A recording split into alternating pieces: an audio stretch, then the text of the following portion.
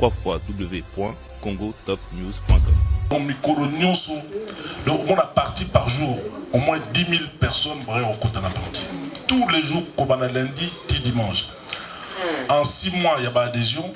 Tu as enregistré plus de 1 500 000 personnes à côté de la partie. Car à la Kati, il y a Kinshasa. ACP, il y a des partis, il y a des Congolais, pour des Congolais, par des Congolais, et ça se passe entre Congolais. www.congotopnews.com.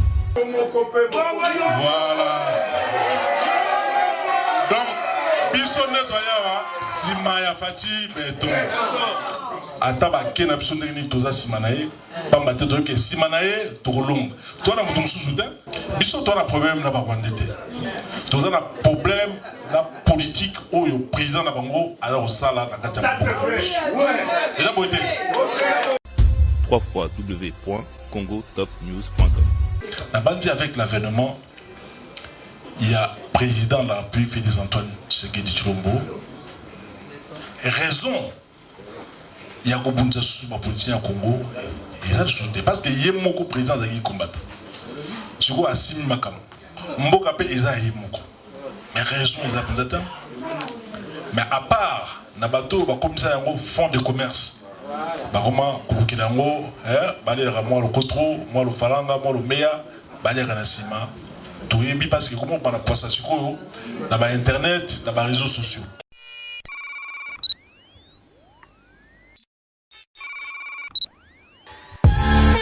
Congo Top News Monde vous présente l'émission News, une émission de décryptage des informations politiques, sociales, santé, économique, même de rumeurs seront décryptées.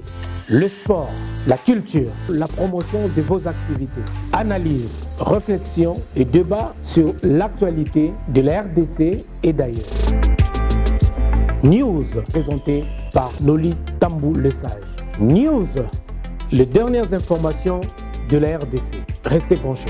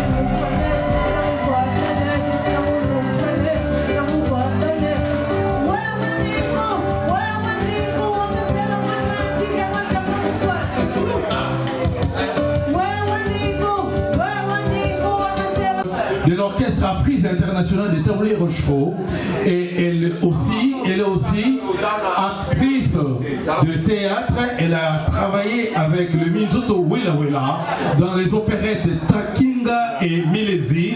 On applaudit très fort Isa Lafleur. Merci d'encourager notre maman Isa Lafleur. Est-ce que... Merci. Merci. Rapidement s'il vous plaît parce que nous allons commencer la cérémonie. Merci.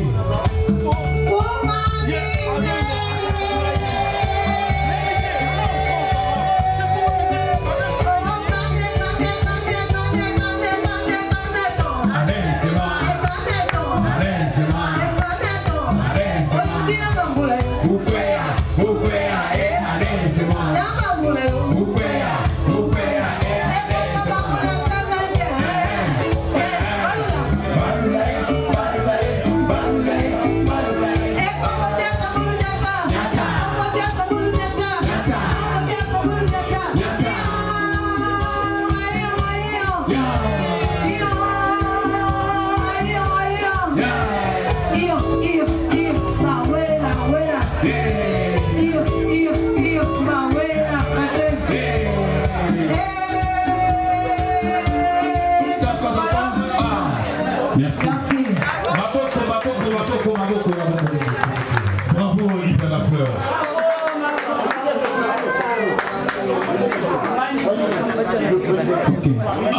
ACP, viva! Viva! ACP, viva! Viva! ACP, viva! Viva! Viva! Viva!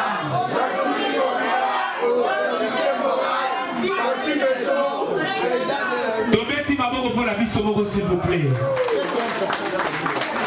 Voilà, merci beaucoup. Tozo Banda Miloulou et Lelo, comme à la demande, il y a des cognos, la autorité morale, l'excellence Gentini Mbaka Ngobila, et aux différents membres, il y a ACP, na batunyo so basali déplacement pour la Goyane à Paris.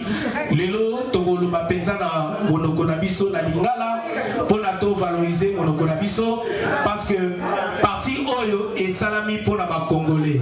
Nous devons être fiers, il y a la partie Oyo, parce que et Salami na Congolais pour la Congolais. Maboko pour la ACP, s'il vous plaît.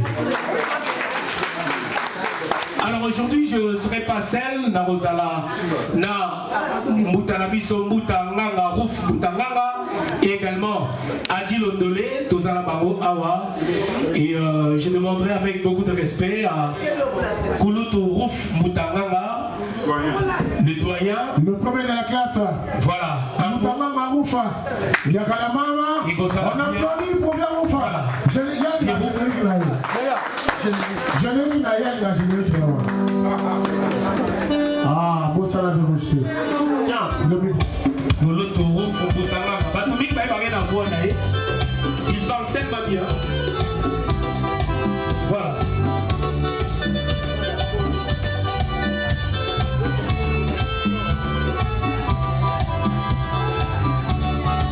Chikicham.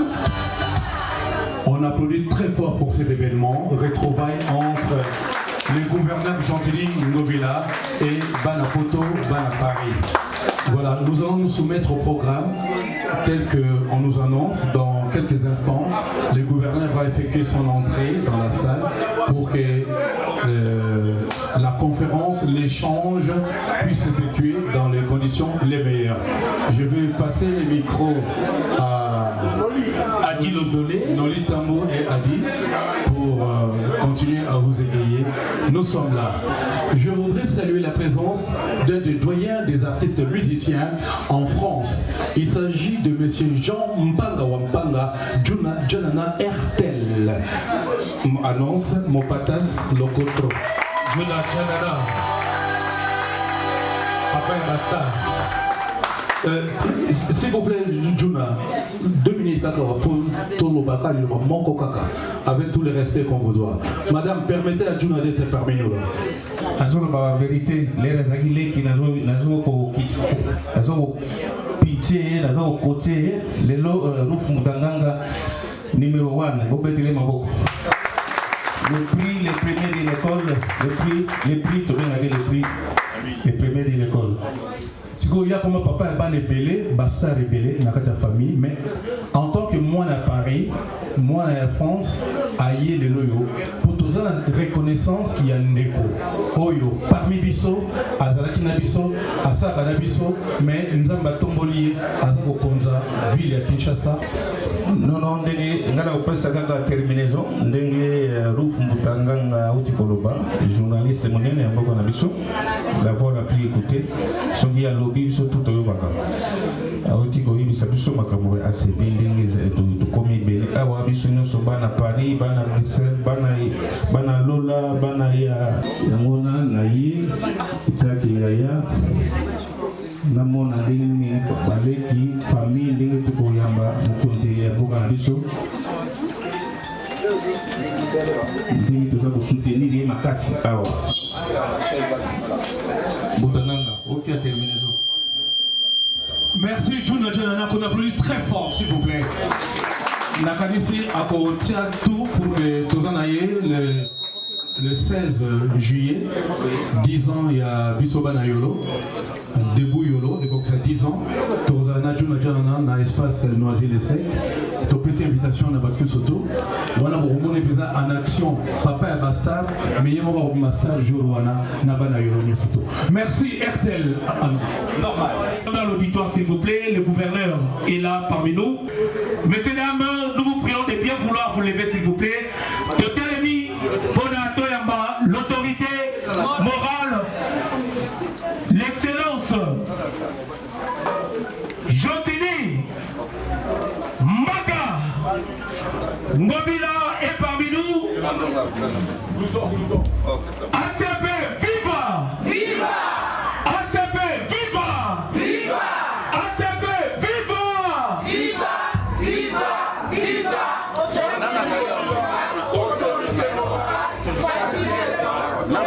Il est là,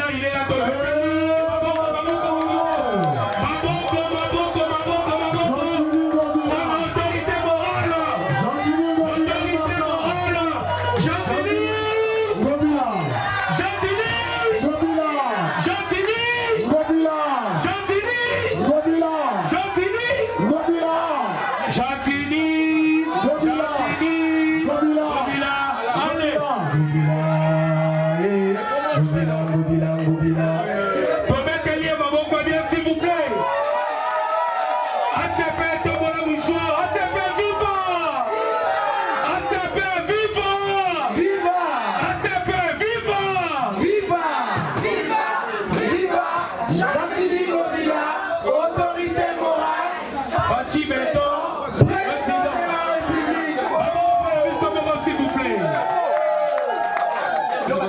Pour rentrer dans les vifs de notre événement, des jeunes,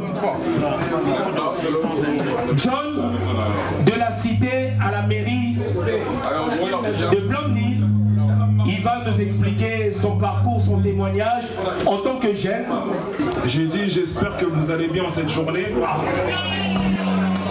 Donc du coup, je vais me présenter, je m'appelle John. Je suis né en France, bien évidemment, de parents d'origine du Congo. Du coup, j'ai grandi en cité. Et bien évidemment, vous savez comment ça se passe en cité. Souvent, quand on n'est pas fort d'esprit, on fait beaucoup de bêtises et on dérive. Du coup, vers mes débuts, j'ai un peu dérivé. Mais heureusement, mon père, il était là pour me recadrer. Du coup, à l'âge de 18 ans, j'ai créé mon association. J'ai créé mon association parce que je voulais m'intégrer dans la vie politique de ma ville. Et en créant mon association, j'ai fait la campagne avec le maire qui est devenu actuellement sénateur. J'ai essayé d'impliquer mes parents congolais. Malheureusement, à l'arrivée, personne ne sont venus. On souffre par rapport à d'autres diasporas où ils font beaucoup de projets et nous, malheureusement, ça n'aboutit jamais. Ça veut dire, depuis que le maire est devenu sénateur, on met des choses en avant. Et dans la mairie, actuellement, je suis toujours encore le seul Congolais. J'ai essayé de faire appel à la diaspora, les Turcs, les Pakistanais, les Maliens, les Sénégalais, peu importe, monte en bloc et pèse. Nous, malheureusement, nous ne pesons pas.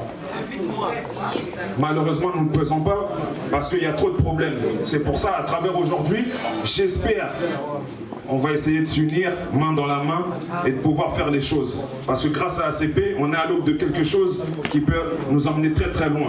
Il suffit de s'unir, de s'impliquer dans toutes les villes où vous êtes. Parce que dans chaque ville, la mairie, l'État aide les associations.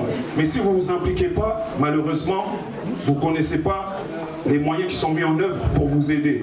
C'est pour ça, à travers ACP, j'espère que dans l'avenir, il y aura des formations qui seront faites pour vous apprendre toutes les choses qui sont faites déjà sur place avant même d'y aller au Congo. Parce que déjà, si sur place, vous n'êtes pas impliqué dans la politique, je ne vois pas comment vous allez la faire au Congo. Et ça va amener beaucoup de discorde, de problèmes. C'est pour ça, moi, ce que je vous demande, tous ceux qui ont des associations, dans l'avenir, on va se rencontrer, on va essayer de faire des choses en place parce que j'ai reçu pas mal de témoignages de mamans qui ont des ONG. Malheureusement, ils n'ont pas d'argent. Ils utilisent l'argent de leur poche et c'est difficile. Le gouverneur, il ne peut pas payer pour tout le monde en sachant que ici même, il y a des organismes qui existent pour ça. Et si on peut le faire, ça sera mieux. C'est pour ça que je voulais vous dire quelques mots. Et puis, bon courage à tout le monde. Moi, je suis disponible. Voilà.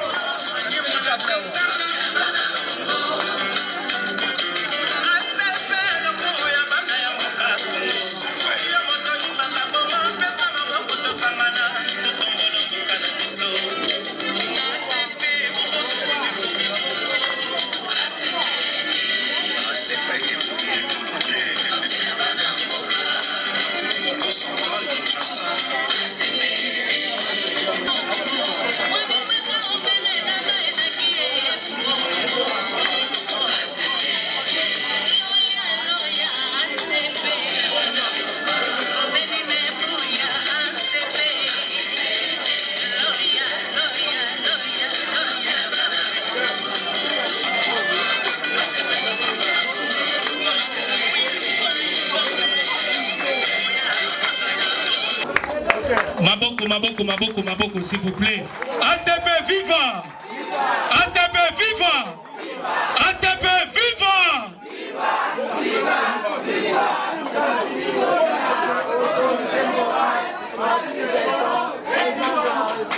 Voilà, Tokoyoka Siko hymne.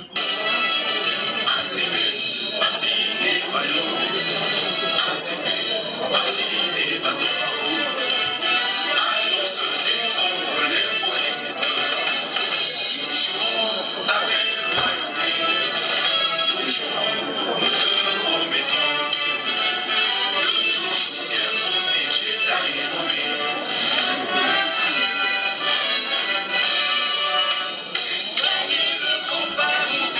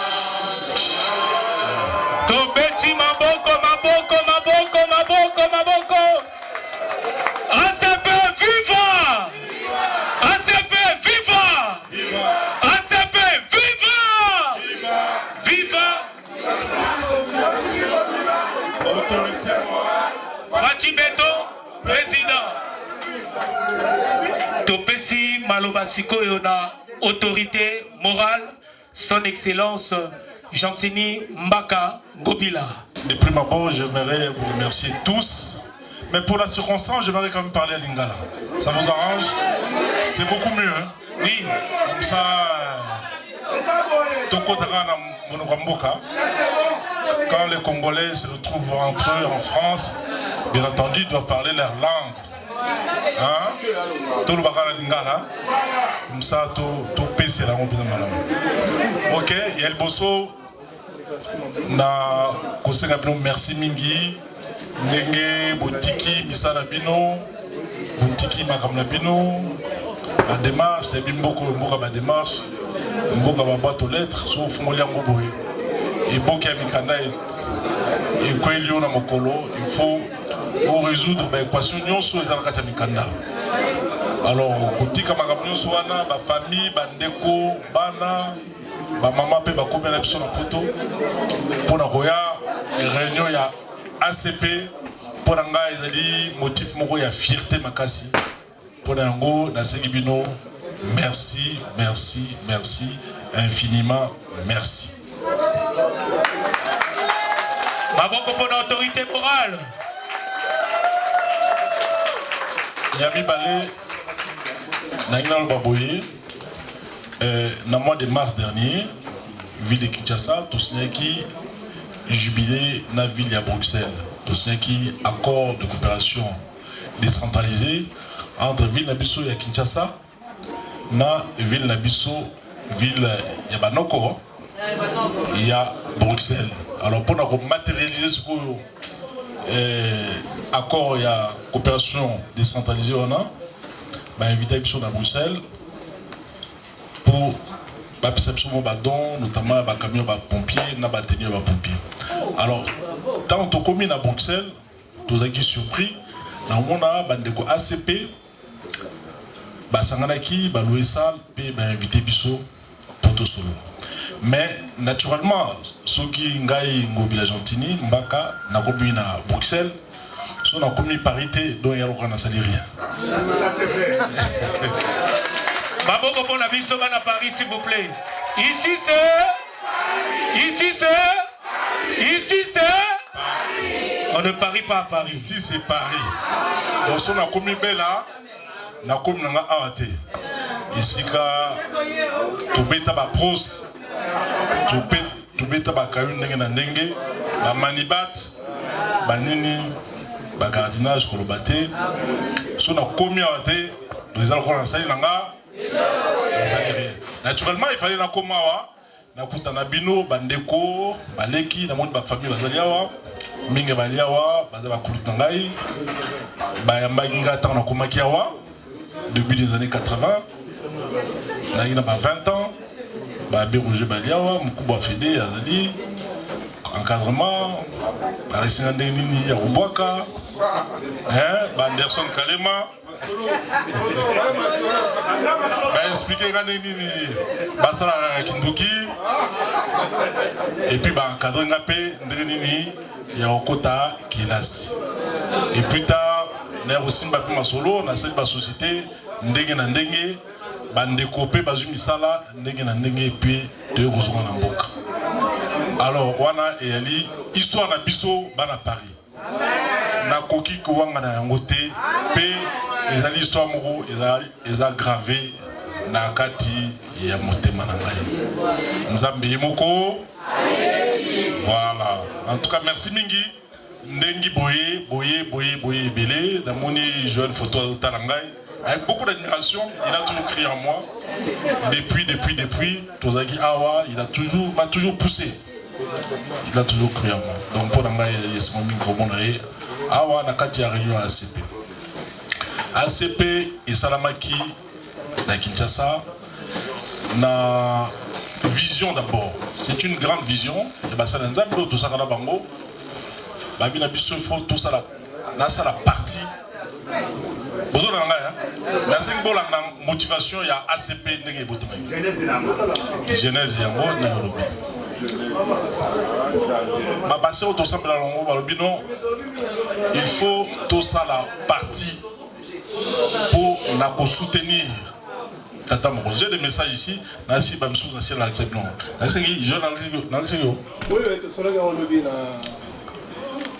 Pour nous soutenir, Tata Mokondi, la misala nyonso ya sali, la misala o azali ko sala, pe na o ya ko sala si. Ok, voilà, azali ndeko, d'ailleurs na soutenir rai. Ceux qui essaient de faire la partie pour nous soutenir, na ko sala mosu makasi. Comme ça que tout ça la partie. Na partie on a pas bien biso, bah car la révélation, bah habitant tout ça la mot et dans mon pepe moko ça va dire. Donc mboka mobimba nzambe moko a ça la propagande. Et puis tant tout bandit, mais vraiment on dirait tout le monde donc na mi lu kenale bakam. Donc mi colonion so donc on a parti par jour au moins 10 000 personnes bref au côté na partie. Tous les jours comme on a lundi, dimanche. En 6 mois, il y a des adhésions. Tu as enregistré plus de 1 500 000 personnes dans la côte de la partie. Car à la Kati, il y a Kinshasa. Tobeteli Maboko, s'il vous plaît. Et 50. Kaka, na Kati, il y a ville de Kinshasa. Sans compter, Batumsusu, Bapis Banda Kongo, Naba Kisangani, Naba Lumbashi, Naba Bunia, Naba Mbandaka, Naba Congo central, donc Matadi, Naba province Nyonso. Bapis Banda Kongo, pour na Ezala, bureau et ACP. Vraiment, Nzambe a constaté. Avant, là c'est lancé, la gomme on a tata mon connaît pas. Au cours du temps là, vision bisotozui, la basse de Nzambe tout ça ranaba. Abi Nzambe a constaté, il faut au banda. C'est comme ça que dans le baki que ACP n'engé salamaki, il a qui na soutien ya tata mon connaît. Faut le bas. Kambo Nengezali. Et ça, vous êtes tous les fiers et rolobango parce que pas maté, bato mingi bazar roloba lokuta. Biso trouver sa vérité parce que nous toilia tous les familles. Tous les bani bizaleli, banda bomwana, tous les motora moto, eska kola, eska babotine bazali, ata bakufa, bakuta bango quelque part. Et ça, vous êtes so bazara bomoi, bamsou bakoma en France, bamsusu bazara non, na Congo, na Kinshasa. Généralement. Baebi espoir na bango mingi ba botu bazana Kinshasa, espoir na bango mingi za et pas na biso bato tozaka na poto. Eza boit. Alors bato mingi bazako loba makambo ebele bele so tali position na bango eska ba bauti to ebité. Eska bakola to ebité. Eska ba vanda pe bizena bango eska ba mesana to ebi na biso pe ba ira na discours no boité ata ba zo sala mokonza ko sala makambo ya kitoko ndenge nini baza ko ndibate yango na révélation yaki il faut tout soutenir tina suka. Alors pour exemple moké beaucoup mona depuis makambo ya guerre et banana est ya Congo na nord Kivu pe na sud Kivu mbala liboso basoda na biso baba na ndako tindika banguna nakosi mbala liboso oyo kotala côté ya Ituri aéroport moko ezali kuna konango boga ezali kuna tilelo pendant 18 ans aéroport wana baza kozwa ba minerai bakela nango na mboka na bango batonga mboka na bango. C'est que dans le mois de février, le 12 février, nous avons récupéré l'aéroport. Et ils ont mis dans le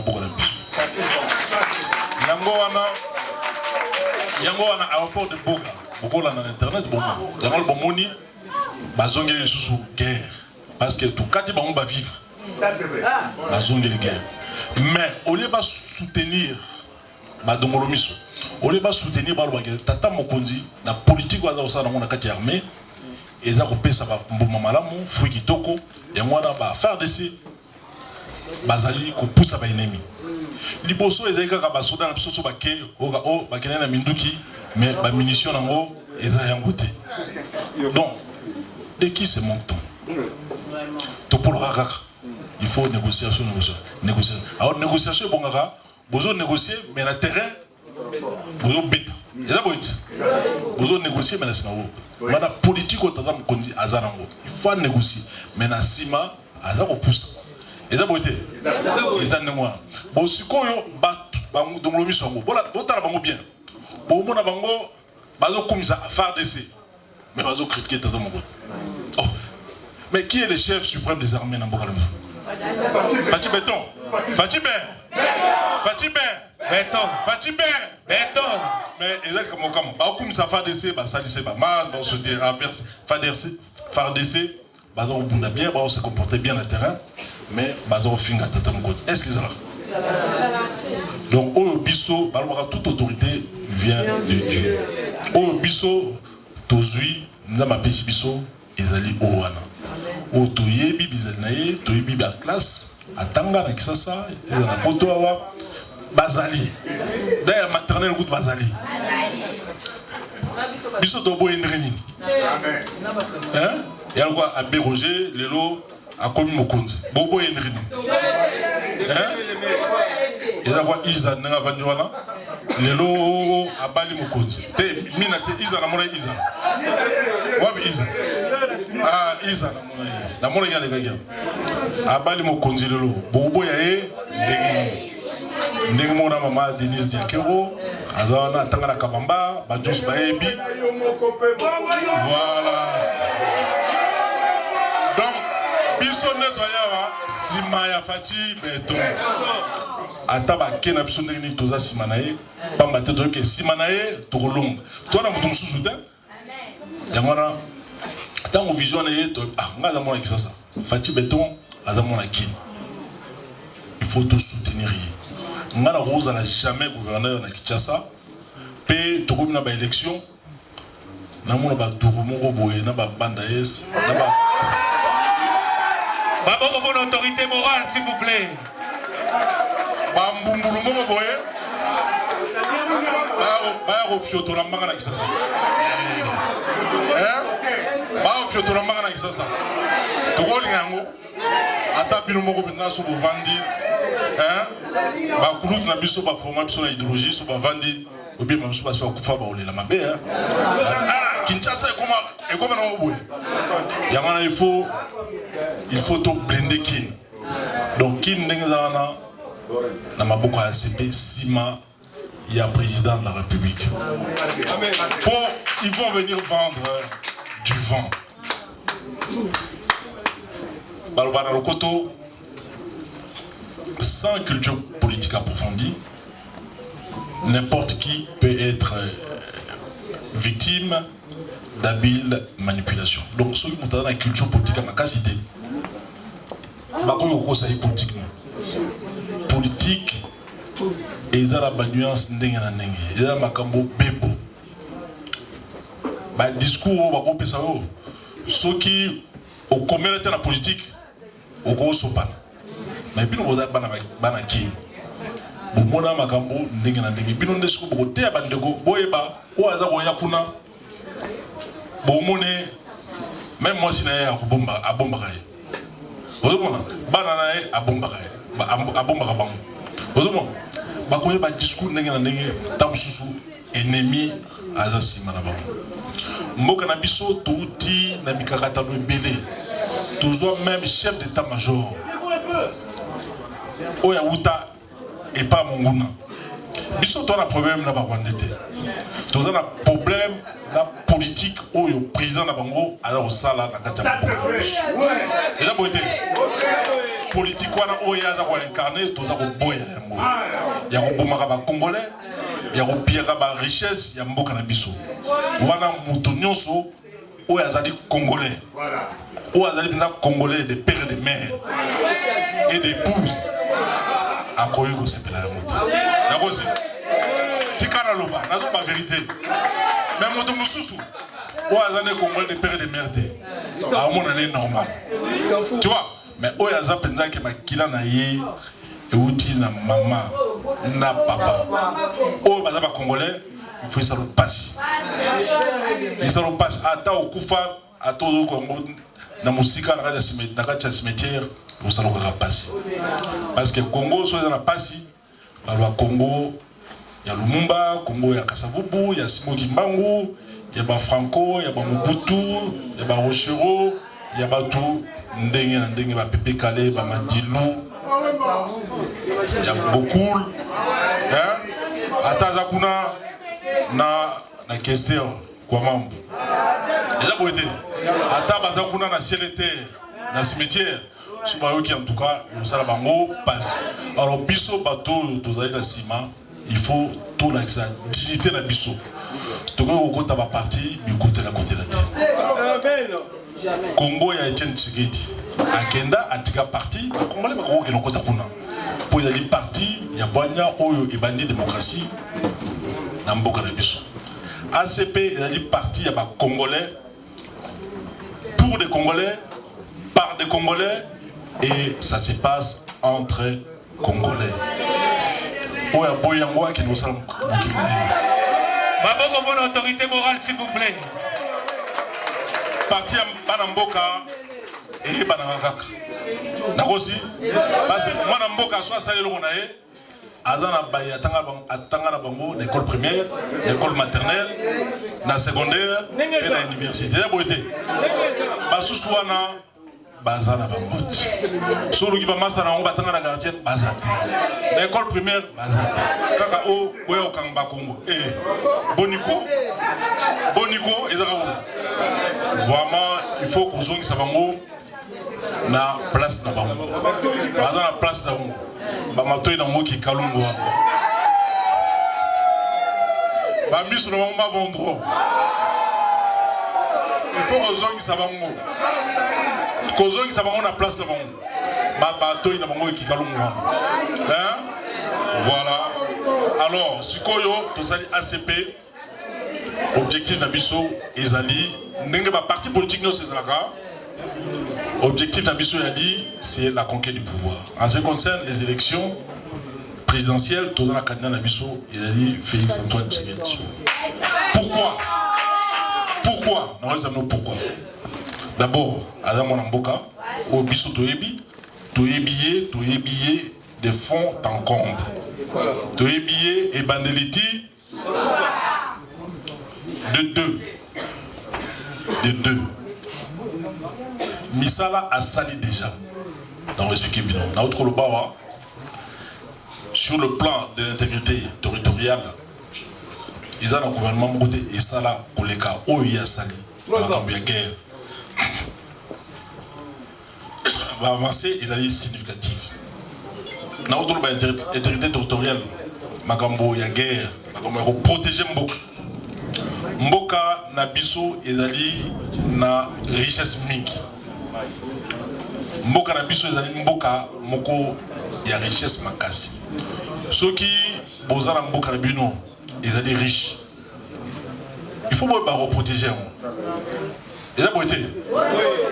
Bomonaka lupango bato to benga bamvama na kina. Bamvama ya potote. Bamvama ya kina. Omona ba tie ba mur talati likolo. Hein? Babakina bamboa babakina milangi. Ou bien ba fille ba combination méchant. Pour la nini bana lokotro, bana nzimbu, hein? Bana ngenza. Bana ngenza ko? Bana mosolo, bazana mopatas. Mais ndako mubola au moins à protéger mon mingi. Mais biso sikoyo tozali na ndako ya riche. Mais toujours protéger mon. C'est normal. Banguna baya kopote mais siko fati beton asa timbeli yango bazomba asi a timbeli yango ndako ya riche il faut protéger yango surtout kufa nzala to kufa mais il faut to protéger ndako na biso Congo yango na momoni na hymne national na hymne ya parti na biso to lobby en nous voyant soldats partis en guerre. L'amour sacré de la patrie plutôt, vous guide. Et nous combat, la soldat n'a biso bakinara guerre, bolingo ya solo ya mboko ya somi et guider bino et la guider bino nzela. Le Congolais tout tika kubanga na hymne ya parti hein. Et ça met dans le contexte moko mboka ezana bitumba. La hymne est parti, tout le monde Congolais, pour avoir la peur. Nous devons affûter nos armes. Comme on enfouit une épée dans un fourreau, protégeons les Congo, notre grand trésor. Yamaloba, on a tchaki na kati ya hymne pour les Congolais, dans le contexte nini, tout ça qui parti. Congolais, tout le monde banga, il faut tout milengue. Ceux qui battent dans l'armée, il ne faut pas hésiter. Ceux qui battent qui dans l'armée, pour battre la mboka, il ne faut pas hésiter. Parce que ndenge tu vas dire en français, le salaire de l'exil est amer. Le salaire de l'exil est amer. Motonioso alingi mbokanae ezamala bon akende. Mais soit accueilli à kuti mboka mamburuzanga. Ils a pas pour akende. Hein? Donc vraiment il faut Congolais tout font la mise. Tout font la mise d'abord pour nous battre la mboka. Ne pas confier le pays à n'importe qui. Le bien-être des Congolais est le socle de notre lutte. Donc, le bien-être des Congolais, donc le bien-être des biso pense. Ils allaient motif. Il y a biso, il y a Robunda, il y a ACP pour l'émergence. Il y a Mboka na biso, il y a biso moko. Alors, Tolobi, objectif, il y a parti nyonso, ils allaient qu'on ait une élection, qu'on gagne un siège na niveau du parlement, paye pas comme ça, ba ministre, ba PDG, pour ba membre de Mango, ba zomisala. Mais tu es au tal, tu dis mais quand un camarade a commis ministre, tout au plus, a repayé ça 20-30 personnes misala. Mais sur la ACP, nous avons l'avantage du nombre. Nous avons cet atout-là. Nous avons plusieurs atouts en ce qui concerne le nombre. Tout ça est belé. Ce qu'on trouve, ça va devenir ça. C'est ça. C'est ça. Nous devons maintenant réfléchir. Tu es là, na mokona nzambe. Na Bible. Tout à l'heure, na Genèse 1, 27. On dit Dieu créa l'homme à son image. Dieu créa l'homme à son image. C'est-à-dire que Dieu, Nzambe tanga sali moto, asali moto azala lokola ye. Azala petit Dieu. Azala démiurge. A kokape ko créer. Mais ko to créer ba touté. To créer misala, to créer biloko ndenge na ndenge na maminde basala ba créer misala, ba créer ba métro, basala biloko ndenge na ndenge. Population na bango baza ko retrouver bisopé. Nous devons changer des paradigmes, nous devons changer des narratifs pour biso ne tozali awa, tozali ebele. Na ils en Europe, ils en na Amérique, le pays le plus émergent, le pays le plus riche, ce sont les pays qui ont beaucoup plus de population. D'ailleurs, la Chine nous l'a prouvé. Chine, l'exception par A plus B. Sur l'Italie, France, la Belgique, malgré l'initiative de Madame Mouya, la Belgique, France, avec sa grande population qui va au-delà de 70 millions d'habitants, aujourd'hui, l'équipe Belgique, la richesse moussika. Mais les bisous a plus de 85 millions, tous sont toujours pauvres. Au moins, bisous quinoa, tous sont Paris. Tous est belé. Mais c'est du chacun pour soi. Dans Sousou, moi, le maire na poche, moi le falanga. Dans moi 5 €, mais moi je perds une initiative militaire. Et là on perd au salaire moins. Tu vois, mais si vous avez belé, vous pratiquez l'Ouest africain, l'union fait la force. Vous pouvez faire beaucoup de choses, vous pouvez réaliser des merveilles. Mais à condition que vous avez une vision, vous avez un objectif, il y a Roland là. Si vous avez ce n'est pas sorcier. Et c'est même très facile. Parce que si vous allez belé, vous avez des atouts, vous avez des avantages d'être nombreux. Et moi, la population va belé avec la collecte des taxes et impôts, bah, se retrouvera dans un bon belé. Alors, l'ACP, mission, on peut s'appeler, vous allez belé, vous avez une initiative, il y a ma casse, il y a qu'on crie. Il n'est pas normal. Il n'est pas normal. Binon de Bozaniao, les Congolais vivant en France, na Paris, Bozaï Belé, na Marseille, Bozaï Belé, na Évreux, Bozaï Belé, na Lille, Bozaï Belé. Mais, Bandeko Belé, va continuer là, nous. Kosomba, Pundu, Dongo Dongo, Bisa Okauka, et pas il y a Bachino. Ah, voilà. Voilà. Donc vous devez vous organiser pour créer centrale d'achat à Bino. Vous pouvez créer votre centrale d'achat. Vous investissez. Tu vois, vous allez centrale d'achat. C'est possible. Hein? Vous allez centrale d'achat à Paris. Ah, il faut oser. Moi, je vais vous soutenir. Vous allez centrale d'achat, puis vous allez importer Bissi, mais ils ont un emballage à malam. Ceux qui ont un emballage à malam, vous prenez un fruit.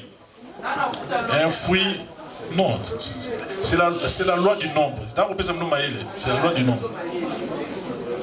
Prenez un fruit comme les fruits que j'aime beaucoup là-bas. Mangoustan. Fruit moko elengi mointe, ba mindele ko nan ba découvrir monte. Bodu safu. Fruit moko kitoko, mais ba mindele ba découvrir on nante. Mais ceux qui vont importer yango na ndenge ya malamu.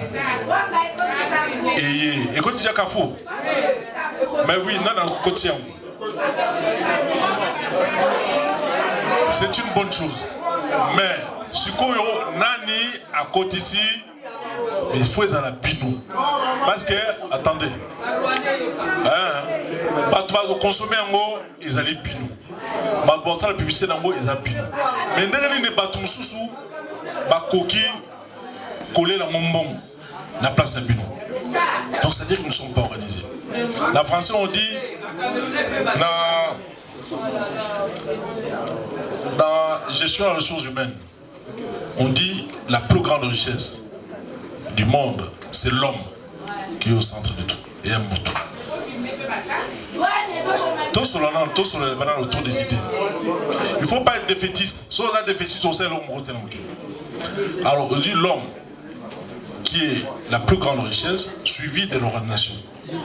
L'organisation, c'est tout ce qui se met autour pour rendre possible cette richesse-là. Netina na Congo, tu as un diamant. Sur du diamant, moko, et il y a $800. Mais ceux qui minent les bassous de diamant, ils travaillent en gros, bijoux, 20, 30 000. Ça va créer des emplois, ça va payer des taxes, mais biso, diamant, et vous permettre de créer un dans abala tamsus moi si moko a tiezemi a osumba ba couche on peut uta na poto donc beaucoup nyonso ils ont l'aura na poto. Tu vois, alors nous devons changer notre façon aussi de voir les choses. Nous pouvons créer on a nzamba sala biso tous à de meilleures choses ba créateur biso moko to banda ko créer richesse où tous avons besoin pour na épanouissement na biso moko pe ya mboka na biso. Mais c'est question de se mettre ensemble. Mutuye moko a go sala monter. Parce que sous Bozan Akati, il y a un groupe, vous pouvez influencer beaucoup de choses. Vous pouvez obtenir beaucoup de choses. Supposons que vous vous mettiez ensemble, autour par exemple de l'ACP, et que vous bandiez ma cotisation, ne serait-ce qu'1 € par mois. Mais, bon alors, si vous avez un défaitiste, Mongo, si vous avez une association, ACP peut exister ici, à Paris, comme étant une association. Bon, enregistrer un mot. Bon, ça dit, statut d'un mot. Bon, fongoli compte. Bon, bateau basassuré entre bino biso to libani. Vous allez nani assuré nani assuré. Pour assuré vous les responsabilités. Botier ba commissaire au compte pour na développer batika ko biso. Ba c'est qui sont mingi na maboko. Mais depuis Fachi Béton aye ba on dit respecter biso. Amen. Bah non c'est comme ça peu moins mingi hein. Mais en tout cas changement et ça lui mon makasi. Et ça misala auto ça na ça liboso yagi fou le gros on ndenge na ndenge ba ba ki pété mboka ko ba ba mboka se kufa. Mais siko motonyo ça comment hotelema. Atali comme moké ba do comment terminer. Di comme moké ba do hotelema. C'est que intérêt ya mboka ezongi makasi. Alors nous devons nous organiser avec cet amour de la patrie qui revient au galop, tout profiter d'un mot, la sursaut pour aussi Basco Makambo et Abisso Moko. Président de la République, Félix Antoine Tshisekedi Tshilombo, a lobby que Ti Assis Abamanda Naye et Sengeli a créé des millionnaires et des Congolais. Ceux qui Bozali n'a pas projet, il y a Kitoko, il y a Malam, pour les Congolais, il y a Tombo.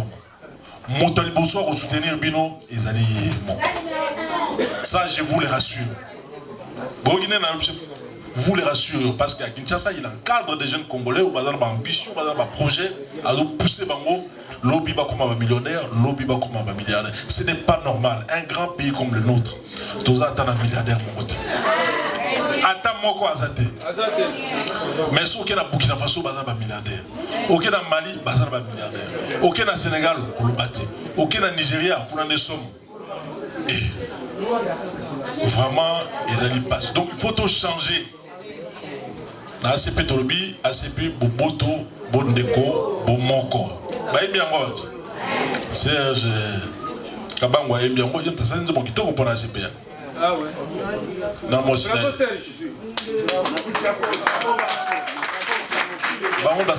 Donc, nous devons changer. Ceux qui méfiance, ils sont d'accord. Méfiance, c'est rare dans ce débat. Mais si vous avez un mécanisme où il faut éviter que les bateaux détournent un bombe, je pense qu'il y a moyen de faire quelque chose. Il y a moyen de faire quelque chose. Prenez des gens intègres que vous connaissez, vos bandas, réfléchir autour. Il y a un projet, autour de l'ACP, autour, il y a ma cotisation. Parce que la cotisation est servir dans quelque chose. Vous comprenez? Ma cotisation pour ça est servir.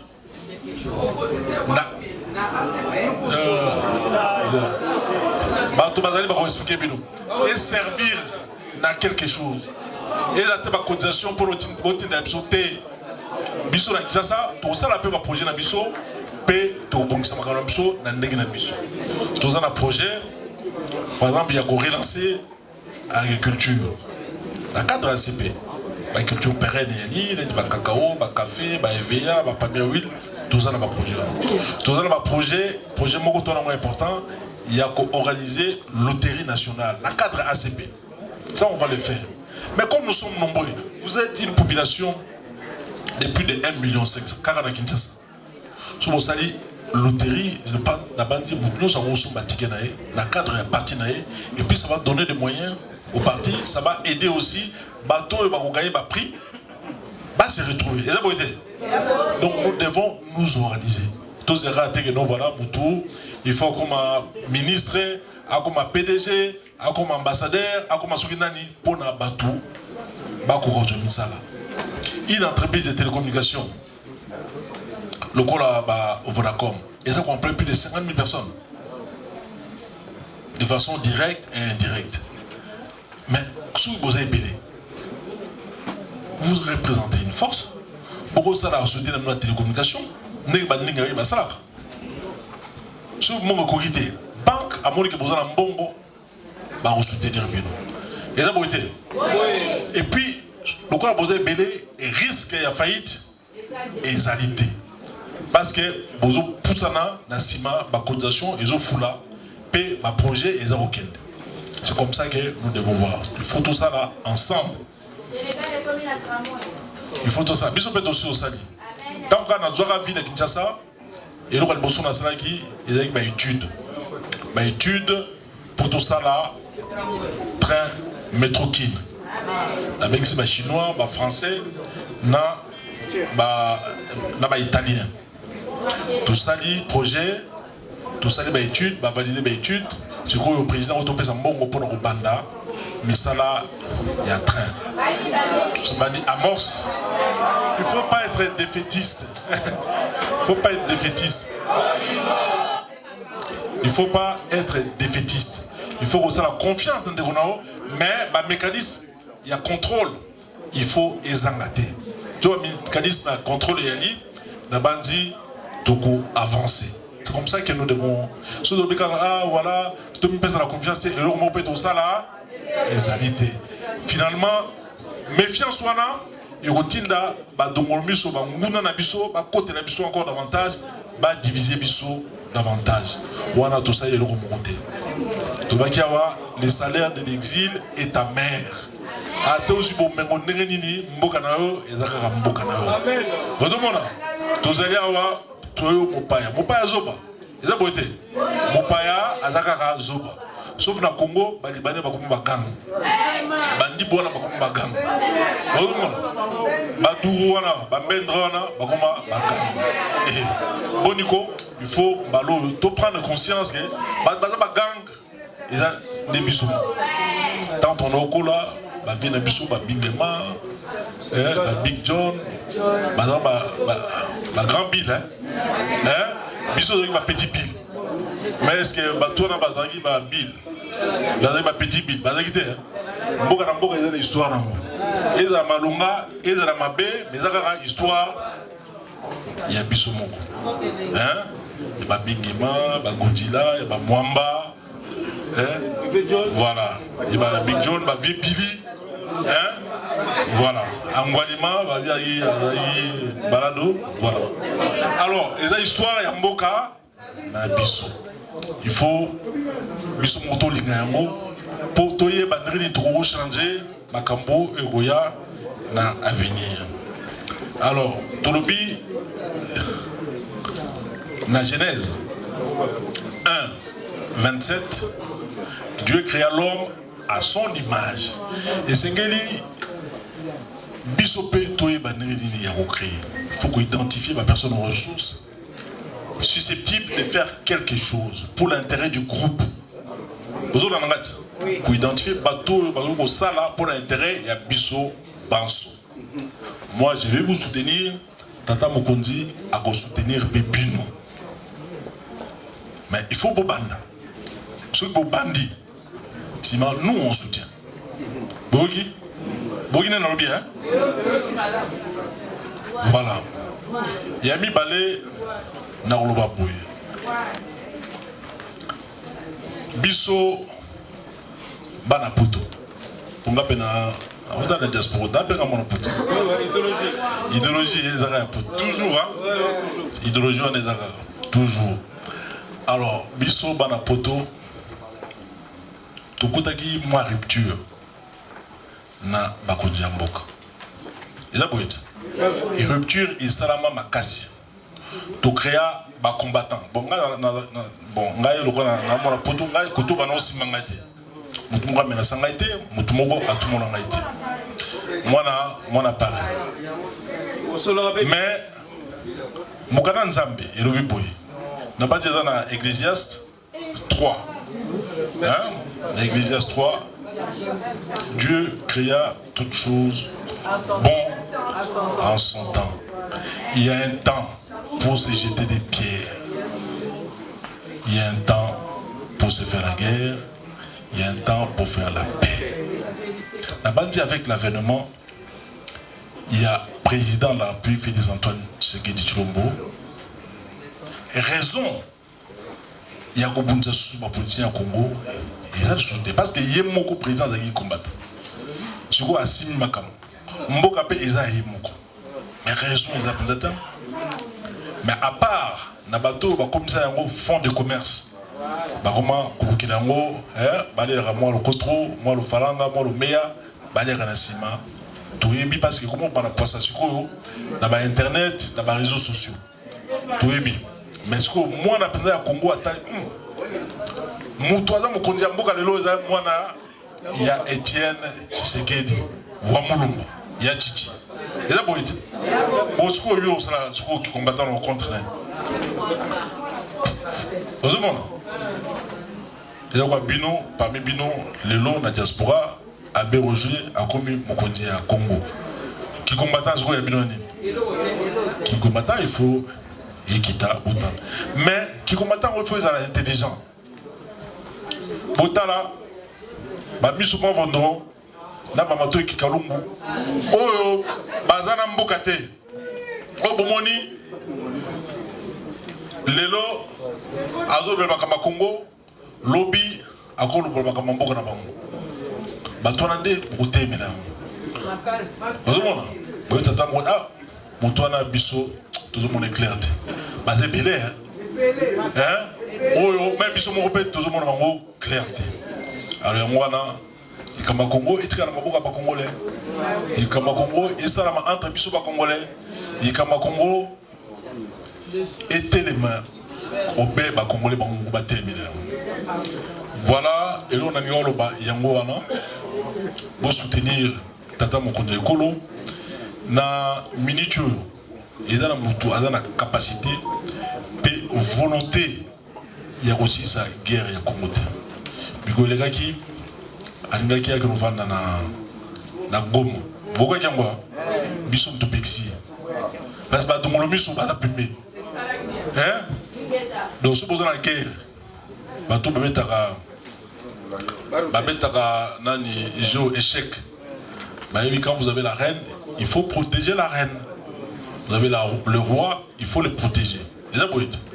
Mais ceux qui viennent se poser au roi n'a plus nous. Donc si vous avez 4 bino mutu, il y a encore là pour échouer na makamunyoso oyo etikali. Mais nous avons besoin de biso makila bakoko na biso na bana na biso tanga dikolo ya Congo et Koganga. Basoda na biso mbaloyo bazali déterminé. Mokonzi mboka yemo apesa bango moral pe aza kolandela yango na ndenge osanate aza na volonté ya makasi ya kolandela makamunyo po mboka na biso cette fois-ci ezala protégé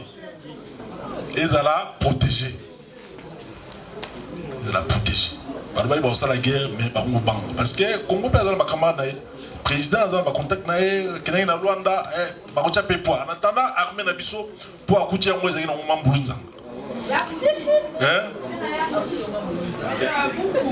armée ezali benza passoire mais le temps est bongama ezali comme mokete hein ezali comme mokete même 10 ans moké donc faut couper sa temps pour armée et bongama bibundelia solo et kota na mboka bato bazongela amour patriotique pe ba dongolo miso nyonso ba infiltrer nyonso baza na kati ba bima na kati armée etikala ya bana ya mboka souci tata Mokonzi azalango ezali yango mais ezali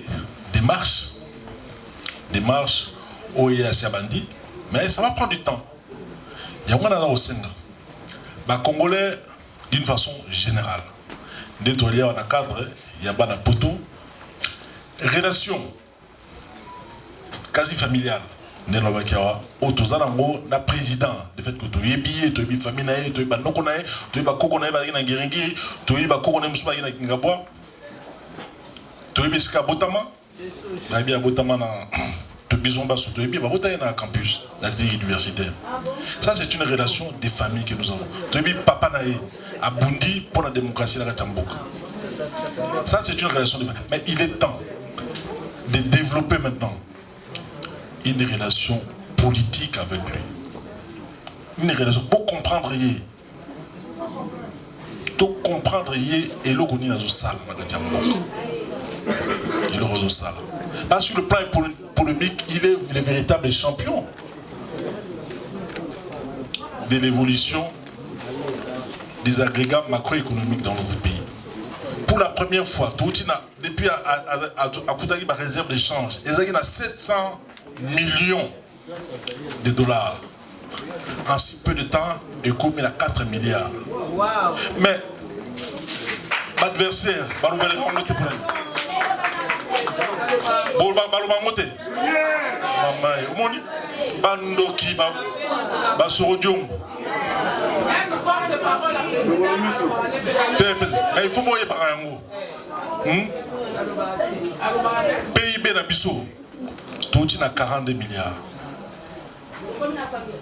Tout est à 56 milliards.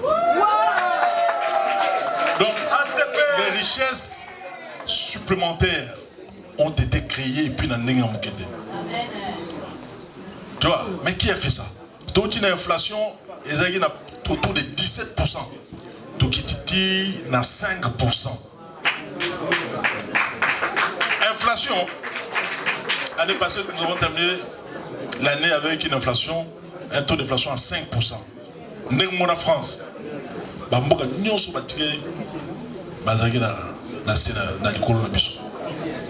C'est-à-dire que sur le plan économique, il y a un travail qui s'est fait. Il y a un grand travail qui est fait. Oyo Esengeli, Bisomoko d'abord, Kouye Bango, Peto valoriser. Motona Nengo Yaro Fioto, Lambanga Nayalo, Fioto, O Fati, Aro Salam Salam. Et Bom Salango Bango Basalaki, Kouligaye Ezawapi.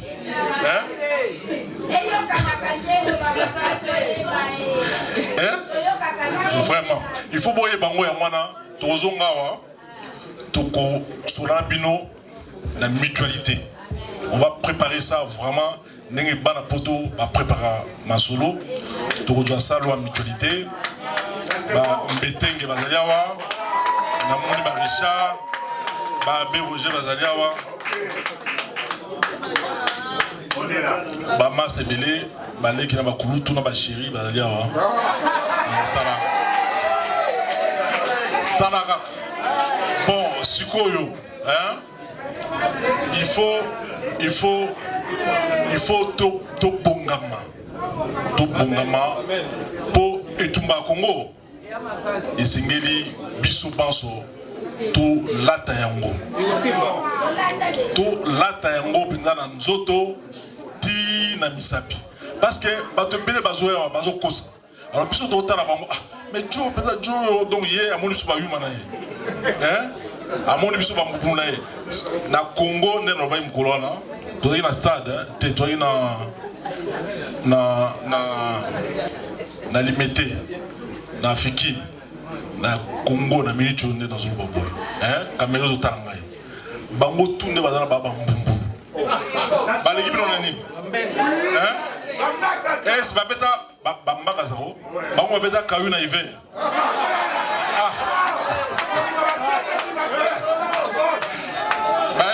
bayebi ndenge koluka sedik mokonzi oyo toa na ye ayebi mpasi ya poto ayebi mpasi ya Congo okosai na nini bakeba nango. Alors masolo ya koloba eza kaka ACP viva ACP viva. Voilà nasepeli Nzambe ati maboko pe tokuta lisusu ma bambula ebele ACP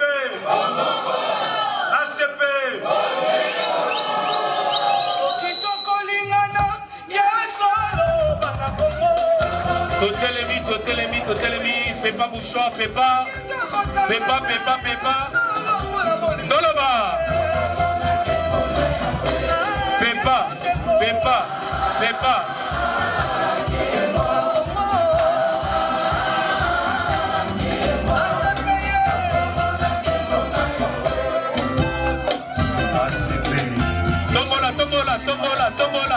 Tombola ACP viva Tombola mouchoir, tombola fais pas ici c'est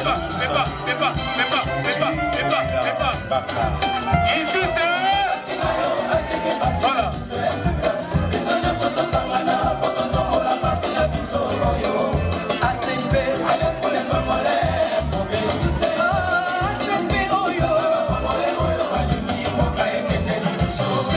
général Charles Moutamou. Voilà.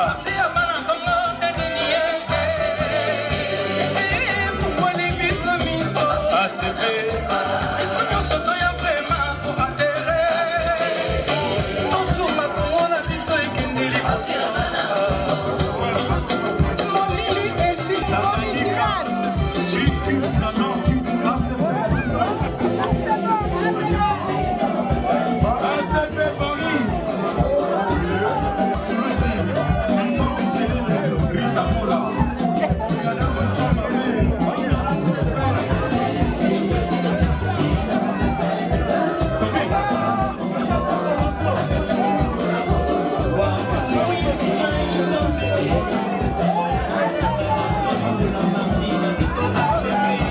ta question. Et vous félicitations à ACP, c'est tout ça lié à ACP. La bande dit ACP n'a pas la vision. Vision maintenant. C'est au coup d'aller. C'est au coup d'aller. Là au fond là parce que tu es un ami, tu es un frère. Aujourd'hui, ma projet, tout ça ma projet, mais Mboka, ils ont énergie, ils ont eau potable. Mais dans le bruit, dans le ma projet, un exemple. Il y a eu tout pour la centrale d'achat. Beaucoup qui font la centrale d'achat. Ah ouais. Pour l'union, ce où tu as l'ambour et l'abisson, au Sangui, sinon, où tu as l'ambour et l'amsoussou, au dos, comme la centrale d'achat, au fond, beaucoup de entrepôts, la Régis, puis on va dire qu'au côté de Carrefour, dans Auchan, dans Leclerc, dans Intermarché, dans Lidl, et ainsi de suite. Ce sont des projets qui sont les Chinois. Na batumsusu va continuer côté que la bino biloko yamboka na bino pour bino bosomba. Alors en ce qui concerne ton pays à toi, parmi ma projet parce que comme énergie, au début du Cameroun il y a eau potable. Pour la énergie, au début central il y a Inga. Central il y a Inga. Fachi Béton a eu beaucoup d'argent et ils ont reproduit moins de 1500 MW par jour. Rien que pour tout le pays. Rien que pour le besoin à Kinshasa. Nous avons besoin de 1700 MW. Mais il y a moins de produire 1500 MW. Il n'y a pas si. En matin, tu oublies de mêler au salaté, et donc ça n'a pas si. Pour être courant, il y a un moment de délestage, qui ne a pas parlé de tout ce courant. Tout ça éclairage public. Mais, il y a un moment parce que le courant est au 4 tout le temps. Mais il a lancé le projet. Il y a pour construire un barrage Moussoussou dans le niveau Yenga. Sur les Salami, tout le Congo sera servi. C'était un grand projet en Erewana. Projet Erubanda, calamité d'ailleurs, pour construire le port en eau profonde, il y a banane. Port, il y a eau profonde, il y a banane, et ça, tout y a mis pour la bisou. Mon émission va la poteau, sur le tindi conteneur. Il faut qu'il y ait des besoins à point noir. Et ça dit transbordement. Sima et na matadi na bateau à mouké. Pambate, port na biso matadi, ils ont la capacité, il y a un bateau, il y a miné l'été. La difficulté au président Pouti n'a pas. Et c'est belé. Il devait avoir une relation sincère, politique avec lui. Boye Belonini a Kouti Namboka, Boye Belonini a Sia Bongisi, Boye Belonini a Zali Komilengela Pona Bongisi. Il a beaucoup fait. Nous sommes salariés, ce n'est pas pour rien. Kolomboka, Alara Kolombo. Faites-lui confiance, Gana Zoïb Sabino. Alors, pour le projet, ce qui est l'énergie, mais il y a un projet, énergie. Ce qui est eau potable, d'ailleurs, comment libéraliser? C'est-à-dire que les privés peuvent se mettre ensemble, produire aussi bien l'électricité que l'eau potable pour faire la commercialisation ou la distribution directement auprès des ménages. C'est-à-dire que Yon Mozana, au coquille, au tia, ma machine au bendi maï, il y a fleuve, ou bien au sali forage, au bendi maï, au traité en malamu, et en collaboration avec l'État, nous allons dire qu'on produit un bois à moindre coût, c'est ça ce qu'il faut retenir. Il y a mon avis que faites des projets. Vous êtes des garçons intelligents, beaucoup parmi nous. On fait des études ici, mais Maïele, ma diplôme, ils ont la mandaku, ils allaient au salaté. Ce n'est pas normal. Moi j'ai vu des gens au Congo, mais ils emploient des ingénieurs, ils emploient des agronomes. Au moment où ici, glace, agronomie. Mais 10 ans, 20 ans avant Nananda. Même pas la Bandoulou, même pas la Congo central. Atala moi bilanga mike, ya muke, aboka na tamo ngulu, atamo basoso, européen c'est moi mbando. Mais non, arosala moté. Arosala kaka, musala, ayoluka musala, tam susu, et pas libanais quoi, il peut tangate. Libanais, baso saka na biso mwami. Alors, et c'est qu'il faut mon ami so biso moko, to banda na ba projet ya mike. Au lieu de continuer à importer basoso. Montrer moto, pour ça va projet là nous, OK, pour une basoso. Like ça. Pourquoi ça va projet na bino, botal bando na biso, ba nga rouler en piodi. Nini to remettre en piodi na moins cher. Vous pouvez vous organiser. C'est question d'abord d'avoir l'information, ensuite de s'organiser et puis de passer aux choses concrètes. C'est comme ça, nous tout réfléchir. Nikonzaou, moi je te connais très bien. Tu aimes prendre des initiatives. ACP, ils appartiennent parce qu'il y a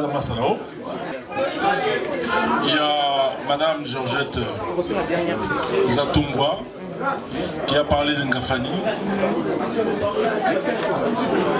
qui a parlé d'un monsieur, un certain monsieur, Faustin Mbala. Elle a parlé de la réhabilitation de la route de Saint-Maximilien, église. Église Saint-Maximilien. D'un certain monsieur Faustin Mbala, que je ne connais pas, n'a bien été, mais j'ai dit qu'il n'a bien été. Alors, effectivement, vous avez parlé du contrat que nous avons signé avec les Turcs. Oui. C'est la ville de Kinshasa qui a signé. Donc, il y a Istanbul. Donc, contacter les Turcs. Les Turcs qui sont Bazali, Osala, salubrité na Guinée. De contacter les Bango, Osala paye par la mission. Paye na minute Bazali déjà à Kinshasa, Bazali bon bureau, quoi aménager ma bureau. Pe Kobongisa, Balabala Oyo, ya route Saint-Maximilien. Bamondi Bazali Osala Ango. Tu penses qu'il contrat na la société Moko, il y a Adi Construct. Moi, je suis congolais. Même Balabala et Lingue, ça n'a pas été un congolais. Mais bon, on a dit que projet on a besoin de misala, Makamo, ça n'a pas. Oui, mais Makamo Ngafani, tout ça le centre d'enfouissement. D'accord. Et au Salamahama, dans le centre d'enfouissement, on a Ngafani de misala. C'est clair, il y a des bons de misala. Et ils ont la Pounanzela. Bango bako kozu. Au Lubisusu, problème il y a recyclage. Alors tant on a qui, tout le monde a biso, tout une élection le 9 avril, le 9 avril 2019. Tout le le 8 mai 2019. Donc les lots, ça fait exactement 3 ans et 3 semaines. Nous sommes là en train de travailler. Alors, tant au bandit, tout bien ça qui la société Nyonso, où ça va bouter la plastique PET pour bailler pour ça là recyclage. Alors, dans le recyclage, où il y a des choses de Sénégal, tout peut être des conditions. Notamment, il y a que Fouta. Na ba congolais au baza pour ramasser ma bouteille en plastique ba fouta bango 300 francs les kilos. Mais sur les deux sociétés auto tient encore notamment OK Plast na Clean Plast tout peut se bango facilité tout peut se bango ba placement pour notre conteneur il y a pour récupérer société moko ils ont respecté. Oyo opesa ba papa na ba maman o baza koya na ba bouteille en plastique 300 francs les kilos ba on bazo pesa bango 100 francs et puis police na mboko na biso il passe baza ko aider biso to pesa ki ba tout nyonso baza ko produire ba au pur au pire, hein? Au pire. Il y a pureté, il y a pureté. Par exemple, dans le robinet, il y a la sachet de la. Il y a au pire, il y a ma baie. Topeksa production yango, yango, Topeksa paie vente yango. Mais la police ne nous aide pas. Tout signe à arrêter, mais au moment où la police peut pas recevoir. Alors, il n'y a pas ce groupe là. Donc, le peuple a dit discipliné, la police a dit discipliné. Et il a passé. Alors, il y a Moni, on continue à voir encore. Sachet Mike et dans Nzela, Moutatiro, mais la opéra à Boaki, Nzela, sachet, tout ça, constitué, salité d'Akati Mboka. Alors, société Moussoussou, au dossier dans mon contrat, qu'on a au Clean Plast. Clean Plast, Bango Bazar au Sala, non seulement recyclage, il va bouteille en plastique PET, Bazar au Sala, recyclage, il va sachet, Bazar au Sala, recyclage, il va carton, Bazar au Sala, et recyclage, il y a ma bende, puis il y a ma tissu. Donc le recyclage, il y a ma ordure. C'est déjà une réalité dans notre ville de Kinshasa. Hein? C'est une réalité sous notre impulsion, sous également le leadership du président de la République. Donc c'est une première. Malali Bosso et ça aussi membre d'Abso. Et c'est pour mettre la tata mon beaucoup parce que sous le Romabé ma fioto mbanga et le malamu bavanini bovani kimia on dit aux banga lomo bobanga raté mboga za binomoko boba wana mtu bobangati. OK, n'a pas dit de répondre à la question là.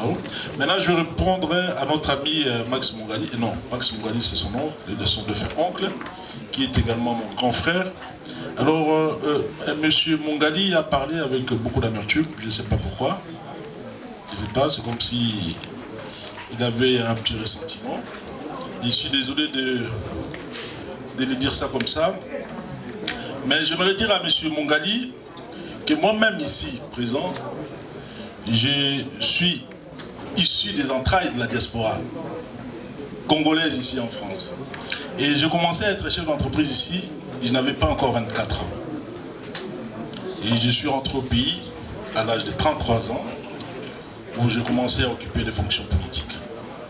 Alors, moi, en venant ici, je l'ai dit tout au début, en arrivant à Bruxelles, j'ai été invité par le membre de mon parti, qui m'ont invité à venir parler du parti. Naturellement, en arrivant à Paris, qui est... Paris, c'est vraiment aussi ma deuxième ville, qui m'a donné un second souffle. En arrivant ici, naturellement, j'ai des amis, j'ai les membres de mon parti qui sont ici, qui ont également fait la même chose. Et nous sommes venus ici pour parler du parti. Et j'en ai profité pour vous remonter aussi le moral. Je sais combien vous endurez des difficultés ici. Combien vous travaillez d'arrache-pied pour nouer les deux bouts du mois. Combien vous êtes censé se lever le matin pour aller renouveler vos documents d'identité.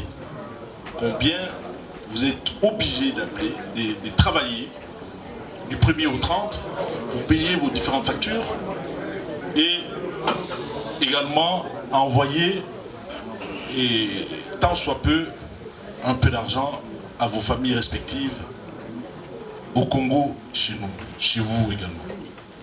Tout ça je sais. C'est pour cette raison-là, je vous ai demandé, je vous ai parlé. Ne restez pas sur les sentiers battus. Il faut réfléchir. Il y a quelqu'un qui a parlé de l'union fait la force. Cette union-là peut booster toute une population, peut vous aider à créer davantage d'entreprises. Vous l'avez fait, sous sein privé. Vous l'avez fait. C'est une initiative que vous avez prise de façon personnelle. Et ça marchait, comme nous l'avons fait à l'époque. Mais en mutualisant vos efforts, en mutualisant vos énergies, en mutualisant également vos ressources financières, vous pouvez faire beaucoup, alors beaucoup de choses. Prenez tout simplement du courage, de travailler les uns et les autres, ensemble, pour que nous puissions vaincre la pauvreté. Non seulement ici, mais aussi chez nous, au pays. Alors, j'aimerais dire ceci. La plupart d'entre nous ici, nous sommes des adultes vaccinés. nous sommes des adultes vaccinés tout simplement parce que nous avons de la famille à nourrir, nous avons des enfants, nous avons mis au monde des enfants merveilleux, nous avons des foyers, nous avons également de la famille en Afrique. À chaque fois qu'il y a des problèmes ici, des familles, c'est nous-mêmes qui sommes les tout premiers responsables. C'est nous-mêmes qui sommes appelés à régler ces problèmes des familles. Ici, on fait appel à personne. Pareil, quand il y a des décès en Afrique, il y a des mariages. En Afrique, au Congo, à Kinshasa, c'est nous qui envoyons l'argent dans nos familles respectives là-bas pour acheter les cercueils, pour préparer le deuil et faire l'inhumation. Donc nous sommes des responsables. Nous avons commencé à l'être depuis l'âge de 20 ans, 22 ans et tout ça. Nos parents qui sont restés sur place au pays faisaient appel à nous pour régler tant soit peu les difficultés qui les rassaillaient. Donc nous sommes des adultes responsables. Et quand je demande à mes frères de se mettre ensemble, je pense que c'est la moindre des choses. Parce que seul, il est difficile pour quelqu'un d'avoir une grande émergence. Ensemble, avec vos petits moyens, mutualisez-les et essayez d'avancer avec des projets qui peuvent changer toute une vie. Vous savez, entre Kinshasa et Paris, il n'y a qu'un pas à franchir, n'est-ce pas? Il n'y a qu'à monter dans l'avion ici à Boissy et puis vous arrivez à Kinshasa.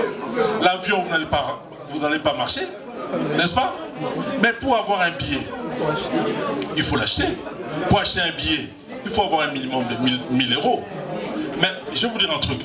La plupart, je vais vous dire quelque chose. La plupart des femmes qui vont faire leur commerce à Dubaï, ils prennent l'avion à Kinshasa pour aller acheter la marchandise à Dubaï. Elles partent à plusieurs. Des fois 5, 10, voire 20. Et ce sont des femmes qui habitent le même quartier. Mais en Afrique de l'Ouest, ça ne se passe pas comme ça, de cette manière-là. Ils mutualisent leurs efforts. Ils mettent l'argent ensemble, ils donnent à l'une de leurs pour aller faire les courses pour le compte de tout le monde. Et ça marche. Elles font des grands bénéfices. Chez nous, vous êtes obligés de voyager ensemble, vous payez les hôtels chacun de son côté, ainsi de suite. Des fois, ils se mettent ensemble pour minimiser les coûts de revient, mais in fine, les bénéfices ne se peuvent pas sentir parce que les coûts, en ce qui concerne le prix de revient, est cher. Alors nous devons mutualiser nos efforts. C'est ce que j'ai demandé à mes frères, à mes compatriotes, à mes camarades du parti ACP. Moi, je n'ai invité personne. J'ai demandé tout simplement qu'ils puissent vous parler. Parce que la plupart d'entre vous m'ont contacté. Ils ont vu ce qui s'est passé à Paris, à Bruxelles plutôt. Ils ont vu ce que nous avons fait à Bruxelles. Ils ont dit, Rebelote, on le fait ici, à Paris. Voilà, Bande Kolanga, Nasepe Mingi, ma question de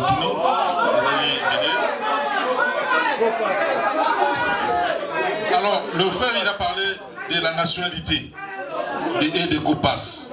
Alors, vous avez parlé de la nationalité ici, je pense que la plupart, bon, moi, il n'y a pas grand-chose à me prendre ici, parce que la plupart des amis et frères ou des enfants qui ont pris la nationalité française, c'est tout simplement pour des questions administratives que nous le faisons. Nous l'avons tous fait ici pour des raisons administratives, pour pouvoir se déplacer tranquillement. Se déplacer tranquillement à travers le monde et ne pas avoir à renouveler à chaque fois les documents d'identité. Moi, c'est comme ça que j'ai évolué ici et je sais.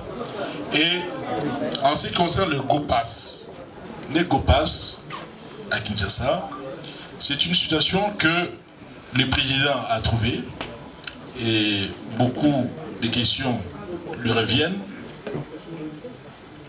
en ce qui concerne la fameuse GOPAS. Le ministre en charge des transports est en train de travailler pour voir comment aussi régler ces problèmes de GOPAS. Mais il s'agit, bien entendu, d'une taxe qui est imposée aux voyageurs, comme ça se passe un peu partout en Afrique. Mais sauf sauf pour le GOPAS, on paye ça en dehors du coût du billet. C'est pour ça que ça crée un petit problème. Mais en réalité, il ne s'agit que d'une taxe.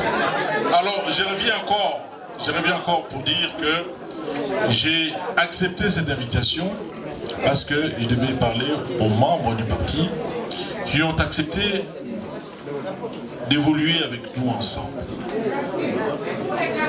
de travailler pour l'émergence d'un Congo uni, fort et surtout prospère, pour travailler pour l'intérêt commun. Travailler pour l'intérêt commun. Et il y a beaucoup de gens, des grandes intelligences qui sont ici, qui peuvent porter des différents projets que les Congolais eux-mêmes peuvent en amont concocter. Alors, encore une fois, infiniment merci d'être venu.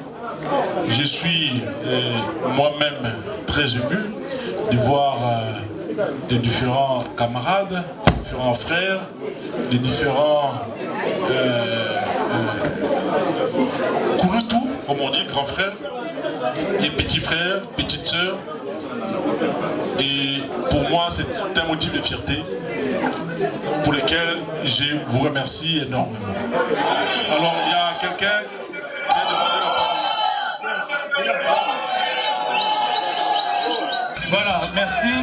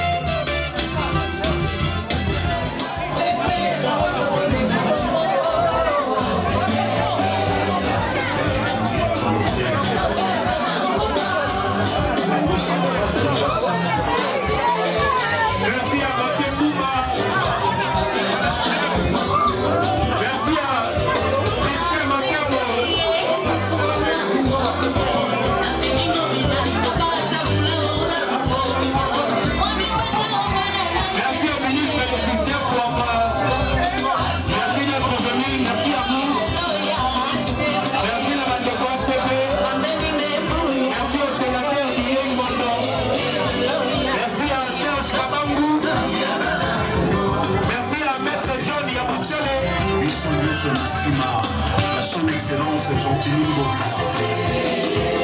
Merci à Poto Joël Mekenge. Merci à Noli Pakou le Sage. Merci à vous, Moutafanga. Merci à Adil Ondolé.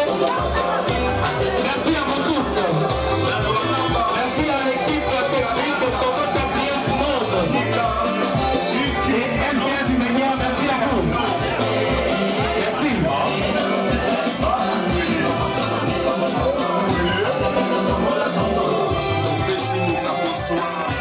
La Fatimé, ton Fatimé.